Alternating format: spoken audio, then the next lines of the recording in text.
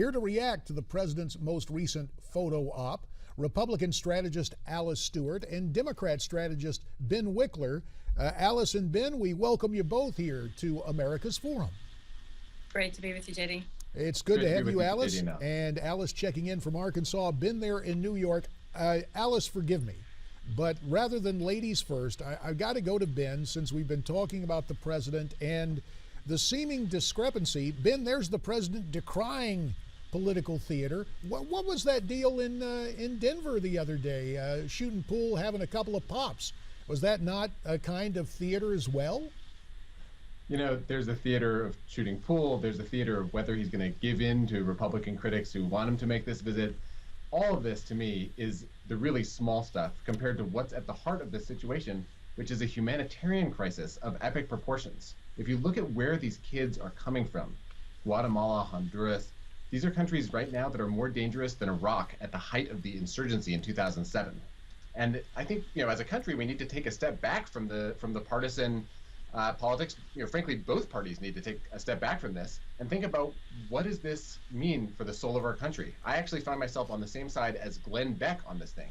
I think this is a humanitarian crisis that calls out to all of us to treat these kids with compassion and recognize that they're fleeing for their lives. America at its best gives people shelter when they are in danger, and that is what we need to be focused on right now. Not the question of who's showing up at which place to get their picture taken. But Ben, let's follow that reasoning. If this is a crisis of gigantic proportions, why wouldn't the president visit the border? Because he's got a big fundraiser going on. He's down there to raise money for the very political campaigns and the partisan activity you just derided. In fact, Henry Cuellar, Texas Democrat with whom I served in Congress, said this could be Mr. Obama's, quote, Katrina moment, seeming to be disengaged. Certainly you can see that, Ben. The difference between this and Katrina is that during Hurricane Katrina, the president wasn't forcefully calling for a multi-billion-dollar package of measures that would actually address the crisis. And that's what President Obama is doing. And I think that, you know, the question of where the president shows up is dwarfed by the question of what the president actually does and what the president advocates. And in this case, there's no question that President Obama is very focused and very engaged on the issue. All right, fair enough. We got to turn to Alice because she's been waiting patiently. Alice, you have heard Ben offer his thoughts. Your take on the president showing up for a photo op, playing pool in Denver, but unwilling to go to the border in Texas. Well, he may have been playing pool in Denver, but he's behind the eight ball in Texas and all the border states. Because you think back when he was running for president in 2008, he promised to address the immigration issue. He had both houses, the House and the Senate under Democrat control, and did absolutely zero.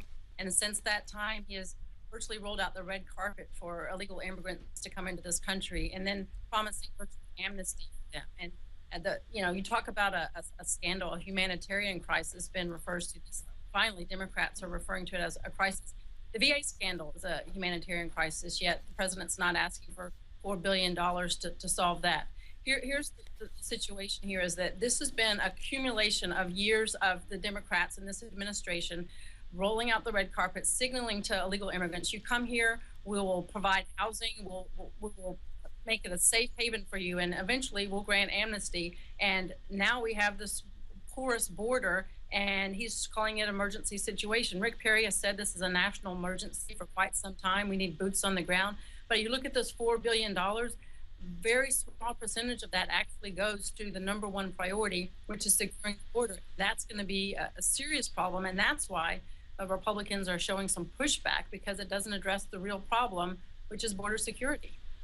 Well, Ben, I'd like to get both of your take on some of the comments coming from Congress this week, talking about the necessity to go ahead and get this passed. And I'm specifically talking about Harry Reid saying, hey, we can work out the details later on this nearly $4 billion. Ben, do you think that line is really going to work as Democrats try to pressure Republicans into doing something here?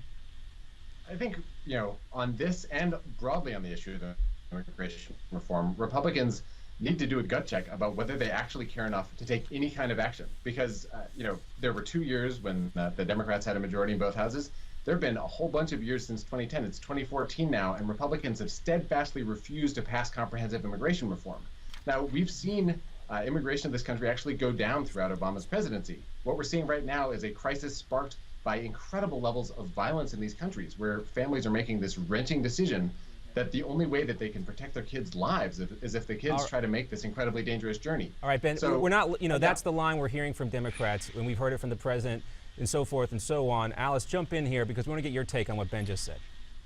Well, in response to what Harry Reid said, that is exactly what Nancy Pelosi said with Obamacare. We have to pass this bill before we can find out what's in it. Here, now the Democrats are saying, approve this money and we'll figure out how we can spend it later. That's not how it works. That's not how it should work. And Congress has control of the purse, and they should be able to have a lot more discretion. We don't need, right now, we can all agree, comprehensive immigration has not worked, but let's look at it piecemeal. And the top priority Republicans have always had is to secure the border. And there has never been assurances for that, and there still is not any assurance for that. Alice, and that's what needs to happen first and foremost. Only about a minute remains. While we're talking about money, the notion that the White House is going to send over $250 million new aid to the Central American countries, those nations sending these minors here, is this like a payoff to these countries? Why on earth do you think the president wants to send more money to those Central American countries? That's a mistake. Any money we spend to house them and take care of them here in our country should come out of whatever aid we're giving to them in their country. Look, America is the most generous nation in the world. We are a compassionate nation. But at some point, we have to realize, look, if you're going to send your people here and we're going to take care of them here, we're going to have to cut back somewhere. And the key here, the number one priority that we need to hear, and I think Cuellar and them are working on this, we need to focus on deporting these people back to where they came from, because that's going to, if we don't start that process and make that abundantly clear to those in Central America, we're going to continue to see bus loads and train loads of them coming here, and plane loads, because we need to work on the deportation, sending them back home, and that is Alice, another priority in addition to securing the border. We do appreciate that, and Ben, gestures speak volumes. We can see you shaking your head. We will revisit this issue in the days to come. Thanks to you both, and we look forward to another spirited discussion. So you heard the take from the right and the left. What's your take? We'd love to have you tweet us your comments, @Newsmax TV, #America's Forum, and we're coming right back.